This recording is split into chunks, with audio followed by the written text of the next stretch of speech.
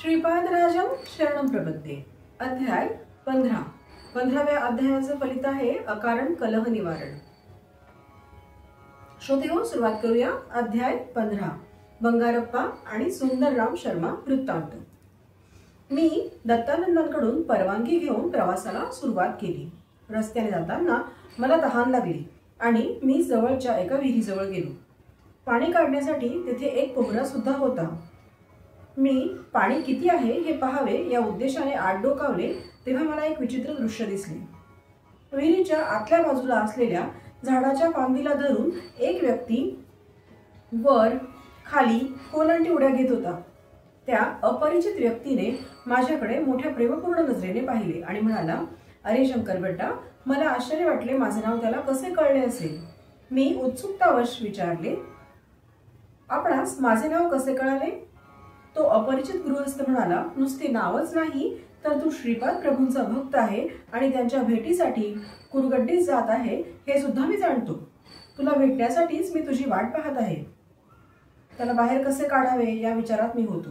माझ्या हातातील दोरी मजबूत नव्हती। माझ्या मनातील भाव ओळखून तो पुण्यपुरुष म्हणाला, प्रापंचिक बंधाने संसार कुपात पडलेला मानवरहित तू बंधरहित असलेल्या या विचित्र योग प्रक्रियेमधील आत्मानंदात मग्न असलेल्या मला कसा बाहेर काढू शकणार? माझा मीच उठेल। आपल्याला शक्ती कमी पडल्यास श्रीपाद प्रभू करुणेने शक्तीचा अनुग्रह करतात। असे म्हटल्यानंतर निमिषार्धात तो माझ्या शेजारी उभा होता। मी संभ्रमित झालो। तो म्हणाला, माझे नाव बंगारप्पा, तू तहानलेला दिसतोस, मी तुझी तहान भागवतो। असे म्हणून त्याने त्या पोहऱ्याने भरभर पाणी काढले आणि तो स्वतःच ते पाणी गटागटा प्यायला। परंतु आश्चर्य असे की ते पाणी तो प्यायला, तहान मात्र माझी भागली। याचे मला आश्चर्य वाटले। नंतर आम्ही दोघांनी प्रवास प्रारंभ केला। त्याने बोलण्यास सुरुवात केली, मी स्वर्णकार कुटुंबातील आहे। मी मंत्रतंत्रामध्ये प्रावीण्य मिळवले होते। माझ्या मंत्राच्या सामर्थ्याने नावडत्या व्यक्तीस मारून टाकण्याची विद्या सुद्धा मला अवगत होती। भूत प्रेत पिशाच यांच्या सहवासात सुद्धा मी राहिलेलो होतो। माझे नुसते नाव ऐकून लोक घाबरत। ज्या गावात मी जाई तेथील लोक मी भूत प्रेतांचे प्रयोग करू नये म्हणून मला विपुल धन आणून देत। माझ्या चेहऱ्यावरील साधारण मनुष्यांच्या चेहऱ्यावर दिसणारी प्रसन्न कळा लोप पाहून भूत प्रेतांची असलेली विकृत कळा, क्रूर स्वभाव माझ्या चेहऱ्यावर दिसू लागला। माझ्या संचारामध्ये एकदा पूर्व पुण्याईने पिठिका पुरवू लागले। दत्तप्रभूंच्या अवतारामधील पवित्र अशा नगरीत शूद्र असलेल्या कुतंत्राला परस्पर कलहाला काही कमी नव्हते। श्री बापन्नार्युलू आणि श्रीपादांविषयी अनेक चित्रविचित्र गोष्टी मी कर्णोपर्णी ऐकल्या होत्या। मी सर्वात प्रथम बापन्नाचार्युलूला मारून टाकावे असा विचार केला। मी एका ओढ्याजवळ जाऊन ओंजळीने पाणी पित होतो। मला मनुष्याला मारण्याच्या अनेक विद्यांचे ज्ञान होते। त्यापैकी मी ज्या व्यक्तीचा अंत करायचा तिचे ध्यान करून पाणी पिले तर ते व्यक्तीच्या पोटात जात असे। मी त्या ओढ्यातील पाणी पित असताना श्रीपाद प्रभू बापन्नार यांच्या जवळ होते। श्रीपाद प्रेमाने बापन्नाचार्युलूच्या पोटावरून हात फिरवीत तेव्हा ताबडतोब ते पाणी उडून जाईल। मी पाणी पिऊन पिऊन थकलो, परंतु बापन्नार्युलूवर त्याचा काहीच अनिष्ट परिणाम न होता ते पूर्वीसारखे सुरक्षितच राहिले। माझी विद्या का फळली नाही याचे मला दुःख झाले। श्रीपाद प्रभूंचे क्षुद्रोपासकास शिक्षा। मला एक सर्पमंत्र येत होता। त्या मंत्राच्या योगाने इच्छित व्यक्तीच्या घरी सर्प जाऊन दंश करीत असे। मी बापन्नाचार्युलूंचे ध्यान करून तो मंत्र उच्चारण केला। अनेक सर्प बापन्नार्युलूंच्या घरी गेले आणि घरी असलेल्या एका वेलावर पडवळाप्रमाणे लोंबकळू लागले, परंतु ते बापन्नार्युलूला काहीच करू शकले नाहीत। 2 मुहूर्तांचा काळ झाल्यावर ते जेथून आले होते तेथे निघून गेले। माझा दुसरा प्रयत्न फसला होता। माझ्या अंकित असलेले भूत प्रेत बापन्नाचार्युलूंच्या घराजवळ सुद्धा फिरकू शकत नाहीत। हा सर्व श्रीपाद प्रभूंच्या लीलांचा चमत्कार असल्याचे मला कळून चुकले। एवढे झाले तरी माझी राक्षसी प्रवृत्ती कमी झाली नाही। मी स्मशानात जाऊन श्रीपादांची कणकेची बाहुली करून त्याला 32 जागी 32 सुया टोचल्या। या मारण प्रक्रियेत श्रीपादांच्या शरीरास 32 ठिकाणी जखमा व्हाव्यात एवढेच नाही तर त्या सुया द्रवरूप होऊन त्यांच्या शरीरात विषाचा फैलाव होऊन त्याने त्यांचा अंत व्हावा असा दुष्ट माझा बेत होता। परंतु हा प्रयत्न सुद्धा फसला। एका रात्रीच्या वेळी माझ्या शरीरात पाणी भरत असल्याचे जाणवले। त्याने मला प्राणांतिक वेदनाही होऊ लागल्या. बापनारायणच्या घरी सोडलेले सर्व सर्प माझ्याकडे येऊन मलाच दंश करू लागले. श्रीपादांच्या पिठाच्या बाहुलीला ज्या ज्या ठिकाणी 32 सुया टोचविल्या होत्या त्या त्या ठिकाणी मला असह्य वेदना होऊ लागल्या. नरक यातनांचा अनुभव येऊ लागला. मी श्रीपाद वल्लभांना मनापासून अंतर्मनाने शरण गेलो. माझ्या अंतर्दृष्टीला श्रीपाद प्रभूंचे दर्शन झाले. ते म्हणाले, बंगारप्पा, तू केलेल्या महापापाला अनेक वर्षे इहलोकात दुःख भोगल्यानंतर नरकात सुद्धा दुःखाचा अनुभव घ्यावा लागला असता. परंतु मी तुझ्यावर कृपा करून या एका रात्रीत झालेल्या यातनांद्वारे कर्माचा नाश करीत आहे. तुझ्या सर्व क्षुद्र विद्यांचा सुद्धा नाश करीत आहे. तरी पण कोणी तहानेने व्याकुळ झालेला मानव तुझ्या अंतर्दृष्टीत दिसल्यास तू स्वतः पाणी पिऊन त्याची तहान भागवू शकशील. कोलांटी खात झुलणे ही एक योग प्रक्रिया आहे. त्याचा अभ्यास करून तू आनंदाची प्राप्ती करून घेशील. आजपासून सात्विक प्रवृत्तीचा स्वीकार करून जगशील. माझ्या मातापित्यांच्या घरी किंवा श्री बापन्नारेलूंच्या घरात पाय ठेवण्यास सुद्धा बहुजन्मांचे पुण्य असावे लागते. तुला या जन्मात तरी तसे भाग्य नाही. जीवन देणारा परमेश्वर आहे म्हणून प्राण काढून घेण्याचा अधिकार सुद्धा त्याचाच आहे. मातापिता जन्मदाते असल्याने परमपूज्य असतात. त्यांचा वृद्धापकाळात अनादर करण्याकडे माझा कृपा कटाक्ष नसतो. तू आपल्या क्षुद्र विद्येने कितीतरी निष्पाप लोकांना अकाली मृत्यू दिलास. त्या पापाचे फळ तुला शंकरभट्ट नावाच्या कन्नड ब्राह्मणाची भेट होईपर्यंत राहील आणि नंतर निश्चेष होईल. तो शंकरभट्ट माझे चरित्र लिहील असे श्रीपाद प्रभू मला म्हणाले होते. ही घटना घडली तेव्हा श्रीपादांचे वय 7-8 वर्षाचे होते. त्या दिवसापासून मी तुझी वाट पाहत आहे. आज माझा चांगला दिवस आहे असे बंगारप्पा म्हणाले. ही घटना गोंधळात टाकणारी होती. नंतर मी असमंजसपणे म्हणालो, तुम्ही पाणी पिले तर दुसऱ्याची तहान कशी भागते यातील मर्म काय? त्यावर बंगारप्पा म्हणाले, एका योग प्रक्रियेने मी इतर जीवांच्या प्राणमय शक्तीमध्ये अनुसंधान साधतो. त्याद्वारे हे तादात्म्य भावनेने साध्य होते. रामायणकाली किष्किंधा नगरीचा वानर राजा वाली यास एका योग प्रक्रियेद्वारे त्याच्या समोर युद्धास आलेल्या योद्ध्याच्या शक्तीच्या दुप्पट शक्ती प्राप्त होत असे. या कारणानेच श्रीरामांनी झाडाच्या मागे लपून त्याचा वध केला होता. विश्वामित्र महर्षींनी रामलक्ष्मणांना बला अतिबला नावाच्या 2 अत्यंत पवित्र मंत्रांचा उपदेश केला होता. या मंत्रातील स्पंदनांच्या प्रभावाने प्राणशक्तीची सिद्धी करता येते. मानवाच्या शरीराच्या शुद्धीक्रमाच्या 12 अवस्था आहेत. श्रीरामाचा देह 12व्या अवस्थेत होता. श्रीपादांचा देह सुद्धा 12व्या अवस्थेत असल्याने त्यांच्यातील अनंत शक्ती, अनंत ज्ञान, अनंत व्यापकत्व सहज सिद्ध असे आहे. साधन कर्मातील 7 भूमिकांचा विचार. मानव त्याच्या विकासात 7 भूमिकेत असतो. पहिल्या भूमिकेत स्थूल देहेंद्रिये, सूक्ष्म देहेंद्रिये एकाच वेळी उपयोगात आणू शकतो.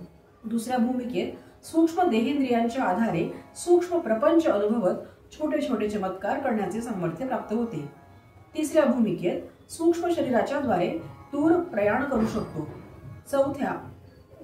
तिसऱ्या व चौथ्या भूमिकांच्या मध्ये वशीकरण केंद्र असते.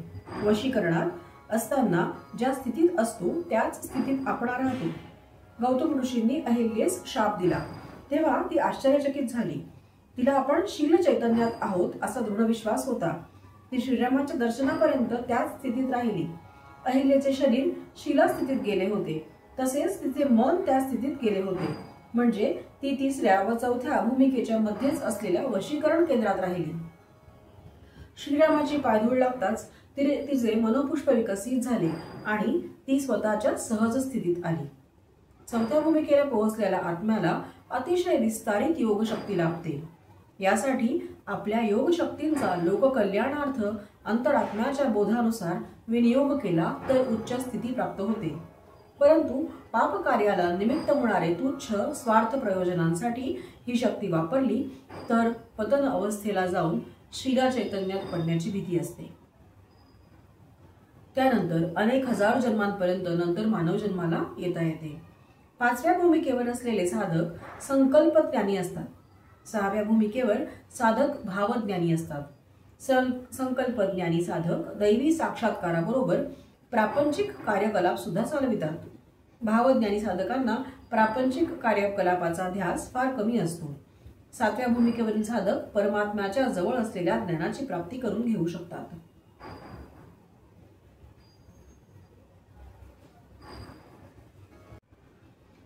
अवतारी पुरुष व साधकातील भेद.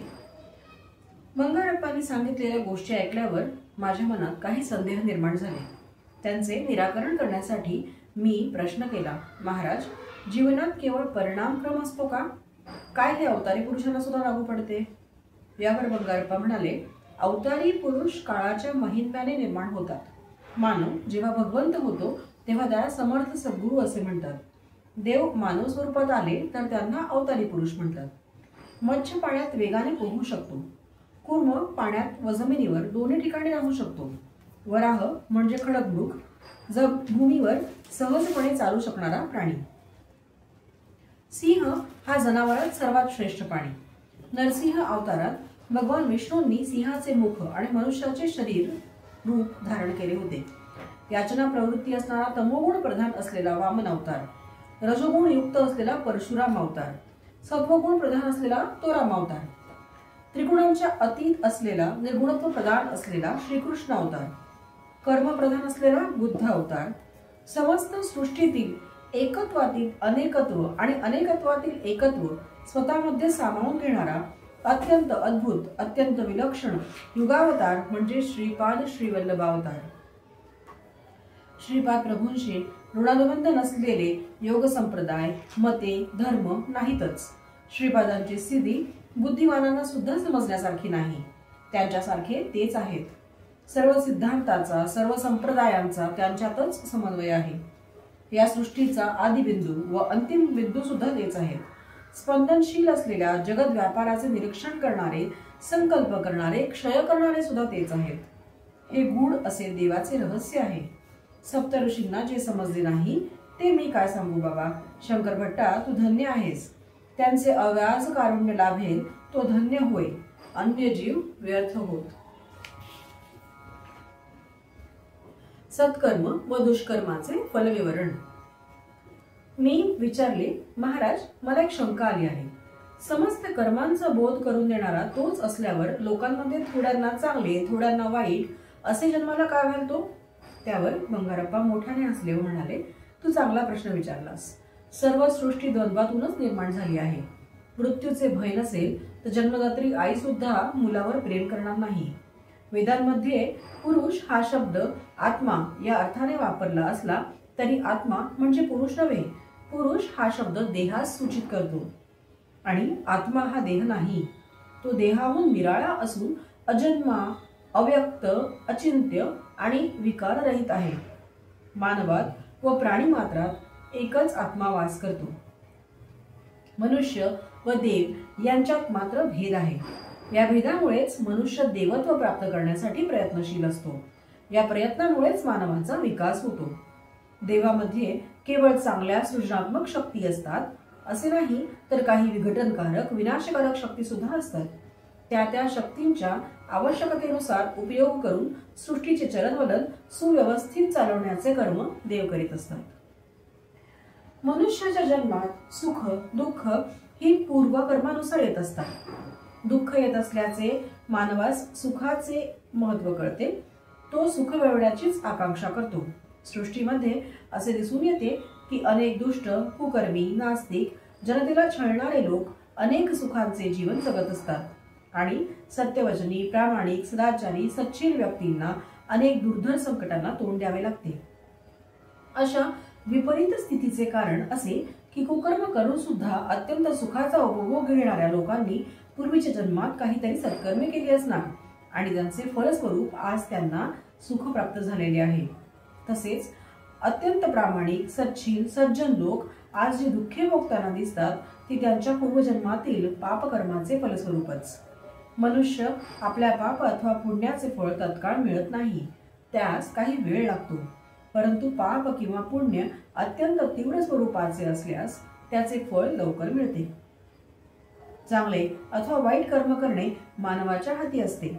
समाजात अधर्माची वाढ होऊन दुष्ट, दुराचारी लोकांकडून सज्जनांचा संतांचा छळ होऊ लागतो, त्यावेळी भगवान सगुण रूपात अवतार घेऊन पापी दुराचारी लोकांचा नाश करून धर्माचे संत सज्जनांचे रक्षण करतात. हजारो वर्षांपासून आकाशात तारे ग्रह चांदण्या होत्या, परंतु सध्याप्रमाणे सुव्यवस्थित नव्हत्या. कालांतराने या तारामंडलातील अनेक तारे खाली पडून त्यांचे दगडात रूपांतर झाले. अनेक ग्रह एकमेकात मिसळून गेले. पृथ्वीसह सारे ग्रह सूर्याभोवती परिभ्रमण करतात. या ग्रहांच्या आकर्षण विकर्षणाने सृष्टी चलित आहे. ती सूर्याभोवती परिक्रमा करीत असते. परमेश्वराविषयी आकर्षणाने लोक आस्तिक होतात व सत्कर्म करण्यास प्रवृत्त होतात. ज्या लोकांमध्ये परमेश्वराविषयीचे आकर्षण नसते ते नास्तिक होऊन दुष्कर्मे करण्यास प्रवृत्त होतात. या दोन्ही प्रकारच्या कर्मांना ते स्वतःच आधार असतात. वेलुप्रभू महाराजांचा गर्वभंग. पिठिकापुरम या नगरीत वेलुप्रभू नावाचे एक महाराज राज्य करीत होते. ते वेश बदलून नगरात फिरून प्रजेची स्थिती अवलोकन करीत. एकदा त्यांना श्रीपाद श्रीवल्लभांना भेटण्याची इच्छा झाली. त्यांनी आपल्या सेवकास अपराज यांना घरी पाठवून आदेश दिला की श्रीपाद श्रीवल्लभ स्वामींना तात्काळ घेऊन यावे. घरात स्वामींचे आजोबा बापन्नाचार्युलू होते. सेवकांनी त्यांना राजाज्ञा सांगितली. आजोबांनी स्वामींना सांगितले, पिठिकापुरमच्या महाराजांनी तुला भेटीस बोलवले आहे. श्रीपाद म्हणाले, तात, राजाच्या मनात भक्तिभाव नाही. तो अहंकारपूर्ण वृत्तीने मला येण्याची आज्ञा करतो आहे. त्याला वाटते आपण महाराज आहोत, आपली सत्ता सर्वांवर चालते, आपण म्हणू तसे झाले पाहिजे. परंतु माझे दर्शन एवढे सोपे नाही हे तो जाणत नाही. मी महाराजांच्या भेटीसाठी जाणार नाही. स्वामी राजाच्या सेवकाला म्हणाले, तुमचे महाराज केवळ या पिठिकापुरमचे राजे आहेत, परंतु मी तर समस्त विश्वाचा चक्रवर्ती सम्राट आहे. तुमच्या महाराजांना सांगा की माझ्या दर्शनाची इच्छा असल्यास स्वतः आपण आमचे घरी यावे. येताना गुरुदक्षिणा व चक्रवर्ती सम्राटास शोभेल असा नजराणा घेऊन यावे. हे स्वामींचे वक्तव्य ऐकून अपळराज आणि त्यांचे पिता बापन्नाचार्युलू यांनी आपापसात विचारविनिमय करून सेवकांना निरोप देऊन पाठवून दिले. सेवकांनी स्वामीचा निरोप राजास कळविला. तो ऐकून महाराज अत्यंत संतप्त होऊन म्हणाले, मी या नगरीचा महाराजा आहे. माझ्या आज्ञेचे श्रीपाद श्रीवल्लभ कसे उल्लंघन करू शकतात ते मी पाहतो. एवढे वाक्य बोलताच भोवळ येऊन सिंहासनावरून खाली पडले. सारे सेवक सिंहासनाजवळ धावले. त्यांनी राजास पाणी पाजून सावध करण्याचा प्रयत्न केला, परंतु त्याची सर्व शक्ती गेल्याप्रमाणे होऊन भयंकर अशा नरकयातना होऊ लागला. तात्काळ राजपुरोहित श्री कोट सुंदर शर्मा यांना बोलवणे पाठवले. त्यांनी महाराजांची परिस्थिती पाहून स्वतः श्री दत्तात्रयांची श्रद्धाभावाने पूजा करून तीर्थप्रसाद महाराजांना आणून दिला व विभूती कपाळी लावली. राजपुरोहित म्हणाले, पाहिलात ना माझ्या अर्चनेचा परिणाम. आपण श्रीपाद श्रीवल्लभांच्या दर्शनाची इच्छा केली ती व्यर्थ आहे, कारण ते स्वतःच श्री दत्तप्रभूंचे अवतार आहेत.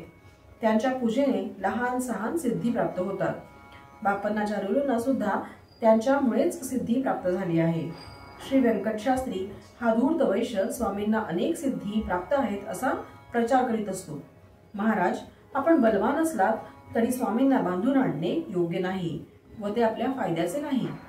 महाराज राजपुरोहिताला म्हणाले, श्रीपाद श्रीवल्लभांनी काही दुष्ट शक्तीचा उपयोग करून आम्हास त्रस्त केले आहे. यावर आपण काही उपाय सुचवावा. राजपुरोहित म्हणाले, महाराज, आपण विद्वान ब्राह्मणांकडून श्री दत्त पुराणांचे पारायण करून घ्यावे. स्वयंभू दत्तात्रयांची पूजा करून समाराधना करावी आणि ब्राह्मणांना भूदान, सुवर्णदान, अन्नदान करावे. असे केले असता श्री दत्तप्रभू प्रसन्न होऊन आपली व्याधी पूर्ण बरी करतील. राजाने राजपुरोहितांच्या सांगण्याप्रमाणे विद्वान ब्राह्मणांकरवी श्री दत्त पुराणांचे पारायण प्रारंभ केले. परंतु आश्चर्य असे घडले की पारायण सुरू केल्यापासून गावात चोरांचा सुळसुळाट अधिकच वाढला. त्यांच्यावर आळा घालणे राजास कठीण झाले. महाराजांना त्या रात्रीत स्वप्नात आपले पितर दिसले. ते अगदी क्षीण आणि अशक्त आणि दीनवाणे दिसत होते. ते म्हणाले, अरे वेलू, तू आम्हास श्राद्ध भोजन देत नाहीस, आमची या प्रेतयोनीतून सुटका करण्यास काही करत नाहीस.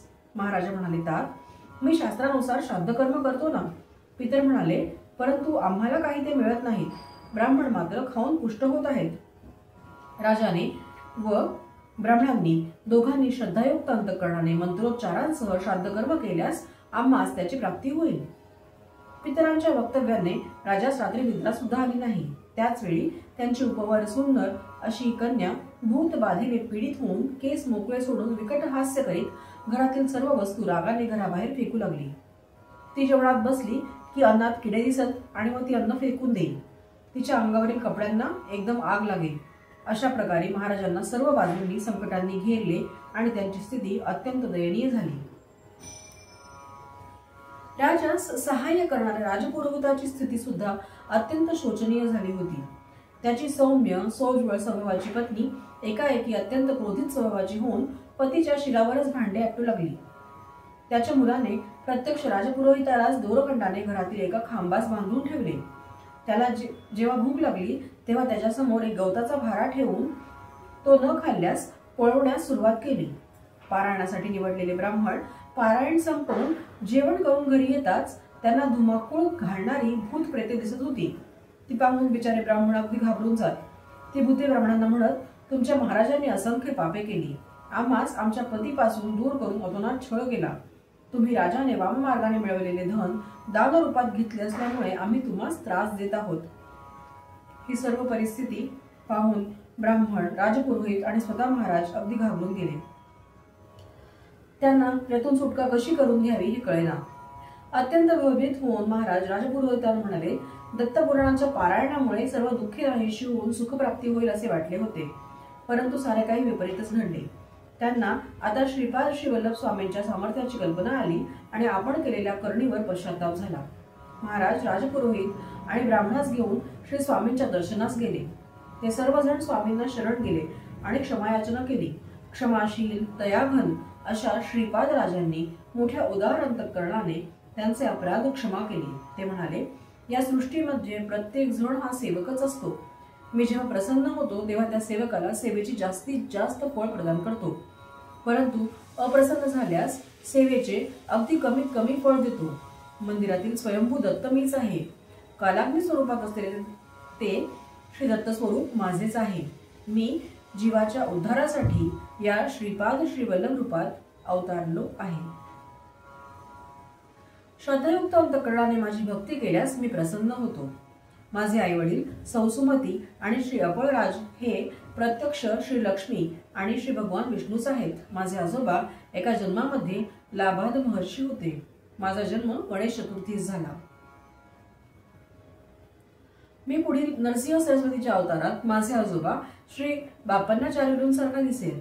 मी त्या अवतारात जेव्हा गंधर्वपूर या क्षेत्री निवास करील त्यावेळी भूत प्रेतांची त्यांच्या योनीतून सुटका करील. विपुल धन दौलत शक्ती सामर्थ्य असले तरी त्याचा गर्व करू नये. संपत्ती ही सत्य मार्गाने मिळवलेली असावी, वाममार्गाने मिळवलेली नसावी. वाममार्गाने मिळवलेली संपत्ती दुःख व क्लेश, अशांती, वैमनस्य आणि आपपरभावासच कारणीभूत होते. प्रत्येकाच्या पापपुण्याचा हिशोब चित्रगुप्ताकडे असतो. तुमचे पाप नष्ट होण्यासाठी मला शरण येऊन आर्तभावाने श्रीपाद श्रीवल्लभा दत्तात्रेया दिगंबरा अशी हाक मारल्यास मी तुमच्या सर्व पापांचे दहन करून तुम्हास पुण्यात्मा करीन. हे महाराजा, तू सत्य असलेले असत्य सांगितलेस आणि असत्य असलेले सत्य प्रतिपादन केलेस, त्यामुळे तुला इतक्या संकटांना तोंड द्यावे लागले. श्रीपाद श्रीवल्लभांचा योग्य सन्मान न करता त्यांची निंदा केल्याने श्री दत्तपुराण या ग्रंथाचे पारायण करून सुद्धा त्याचे फळ न मिळता नुसती संकटेच झेलावी लागली. श्री दत्तप्रभू स्वतः श्रीपाद श्रीवल्लभ आहेत हे त्रिवार सत्य आहे. श्रीपाद श्रीवल्लभांचा जय जयकार असो. येथे अध्याय 15 समाप्त होत आहे. श्रोते हो, तुमची माझ्यावरची कृपा अशीच ठेवा आणि याही पुढे ह्या YouTube चॅनलवरील सगळे अध्याय ऐकत रहा. धन्यवाद. श्रीपाद राजम शरणं प्रपद्ये.